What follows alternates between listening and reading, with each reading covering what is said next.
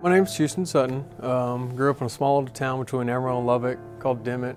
When I went to A&M, of course, one class was the entire size of my high school. A real small town, real tight-knit community. Hated it then, look back and I love it now. Everyone knew everybody. By the time you got home at night, everyone knew what you did that night. Graduated, in high school, played all the sports, football, basketball, ran track, played golf. Pretty, just your average kid that wanted to get out of the Panhandle, so I go to A&M. I was a sophomore in college, living the dream basically. Having the time of my life, just your normal kid, going through school. It was back in October. I got a phone call from my dad saying one of our best family friends and his best friend just passed away in a car accident. He's speaking at the funeral on that Friday, which was October 9th. It just so happened that I had 2 tests and a quiz on that Thursday, which was the 8th, and my last quiz was my 6:45 class, so I couldn't skip them. We looked at flights to fly out of College Station on Thursday night. We just couldn't do it, so I was going to fly out of Austin first thing in the morning at 7:45. So just, going through that typical college kid, procrastinate, then of course, stay up all night, the night before your test, studying, cramming. Then of course, go through the test, you get done about 7 o'clock that night, you're relieved, you're just like, man, I'm glad this is over with. So go out that night, go out to Northgate, try to talk to some girls, just your typical college stuff. I drive to the bar, people load up in my truck, drive home from the bar, nothing happened. I drank that night, wasn't drunk by no means, but I was drinking, Luckily I got home safe. Time I get home, it's 3:30 in the morning. Like everyone's like, well, you can go to bed. I'm just, no, I better not, because if I fall asleep now, I'll never wake up. Of course, there's an after party going on at my house at this time. Kids are coming to and go. About 4:30 rolls around in the morning. I start packing, try to keep myself busy, keep myself awake. Go grab Whataburger. I was like, I got to catch this flight, I got to leave here. About 5, that'll give me the airport in time, an hour wait, traffic, all this good stuff. So I roll down my windows. It's like, all right, I got this, I can do this, I can make it. Then I start going. I remember going through Caldwell. All of a sudden, I get through Caldwell. It's the last thing I remember till all of a sudden I wake up. My dash is in my knees, my windshield's cracked, and I see a tree. I could smell diesel from my truck, just burning. So I crawl over to the passenger side, open the door. It opened fine, so I'm like, okay, no big deal. It was raining. I love rain, being from the Panhandle, because it hardly ever rains. So it kind of had a sense of relief to calm me down. As far as the time frame on this, I don't know, but I just remember about 10 seconds later, EMS just bombarded me, strapped me down, just like, why are y'all taking this so serious? I just hit a tree. They take me downtown to the Bryan-College Hospital in downtown Austin. So it was about an hour 15 ambulance ride, one of the most, uncomfortable things I've ever had to go through. They're quizzing me about all this stuff. And again, at this point, I'm just, what's going on? It's not a big deal. I'm just trying to blow it off. I think they're taking it too far. Of course, take me in. Like, do you have any family here? Well, at that time, my middle brother lived in Austin, or in Round Rock, which is about an hour downtown. I was like, well, he's, at this funeral, so I don't really have anyone family here. They're like, well, do you want to call your dad? I'm like, that ain't happening. About to speak at a funeral.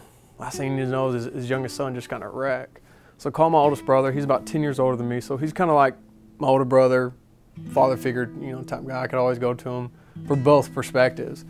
His name was Stuart, so call Stuart. So like, we have your brother on the phone. Do you want to talk to him? I was like, yeah. And of course, this is a social worker lady. She's real nice. She put Stuart on the phone, and Stuart asked me, like, Houston, were you drinking last night? I said, man, I had a little. At the time, I was embarrassed. I lied to him. I drank more than a little. But I wasn't going to tell him that, because of course I just thought I hit a tree. So, Houston, were you drinking last night? I said, yeah, I had a little bit. And he's like, oh, are you all right? I said, man, I'm fine. These people in the hospital are taking this too serious. He's like, well, Houston, you killed someone. I just started crying. I didn't know how to react. In 1 second, I'm just your normal college kid trying to get through college. Just your normal kid. All of a sudden, you're looking at taking someone's life. I start bawling. They start trying to control me. Again, worst place, try to calm me down. Then they wanted to put my dad on the phone. I couldn't even get the words "I'm sorry" out. Just the sense of disappointment you have to tell your role model. Probably one of the hardest things you ever had to do. They finally get me to calm down. One of my brother's best friends, who lived in Austin at the time, came down to get me out of the hospital. About that time, DPS walks in. Said, "Mr. Sutton, we're charging you with DWI. We're gonna draw your blood." They drive me to my brother's house in Round Rock. So instead of all my family, flying back up to Austin, my parents and my dad's best friend at that time fly here, check up on me. Well, while they're flying up here, I fall asleep. I haven't slept in 2.5 days. I wake up, my dad walks in through my brother's house. You just start crying again. You have to tell your dad that, you killed someone.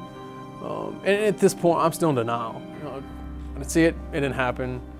Just your typical way to cope with things. I went back to school, acting like nothing happened, still went out, still drank. December 10th happened. That was my last finals on a Wednesday. I went out that Wednesday night. Woke up the next morning, and my middle brother, of course, he lives a lot closer, so he was on my couch and just throws me a piece of paper. This is like 9:30 in the morning. I'm just like, dude, just had finals. I went out. I don't want to talk to you right now. And it had the accident report where it showed I literally hit somebody. And it kind of sort of set in. Then there's another page attached. It said the state of Texas versus Houston Sutton. Intoxicated manslaughter.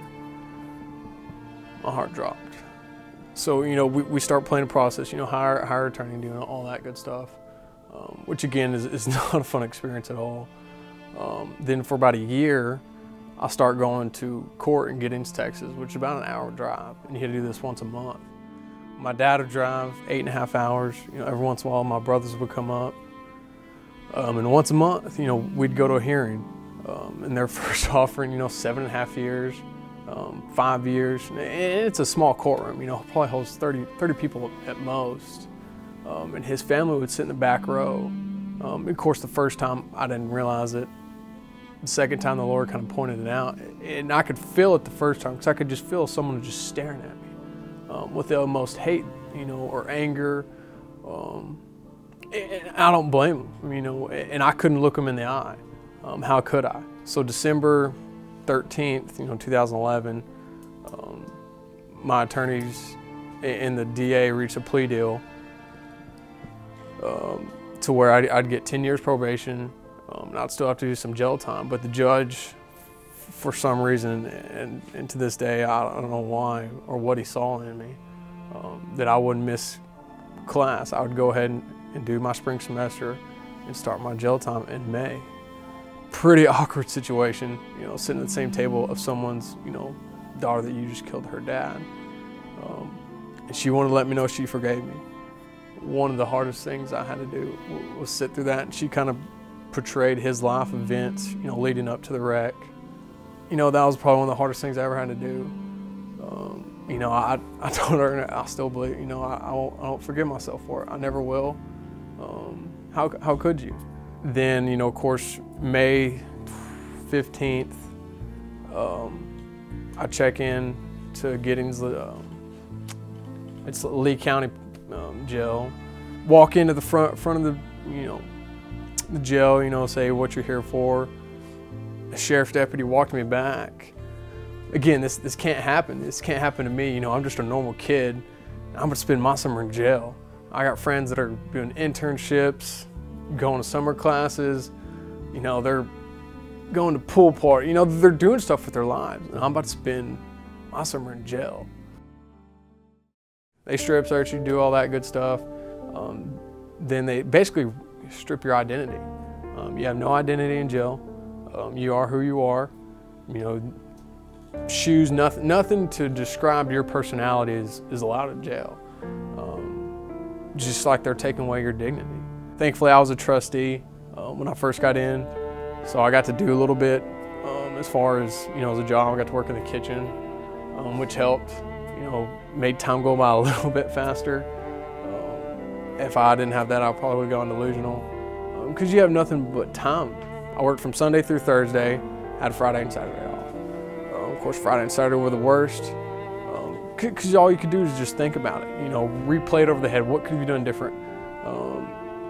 You know, how could you make the situation better or worse? You know, I'll never forget the excitement when they told me, you know, they surprised me I was going to leave a day early.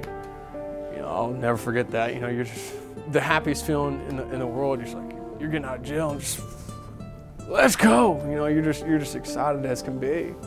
Job prospects, you might as well take the A&M degree away as soon as because you're a felon. You're ripping away my education. You know, every job I applied to, you know, all the apartments you want to get into, you're a felon. They don't care what kind of felon. So that also, you know, made it harder. I mean, as far as my life, you know, those things were probably the hardest things to cope with, because it just struck you, you know, to the heart, you know, showing you're a convicted felon. You know, you're the lowest of the low. You know, I get asked a lot, you know, have you drank? You know, I'm only 25. You know, I can't. I don't want to. I hate the smell, because it all just reflects back onto this one mistake, and how it changed my life.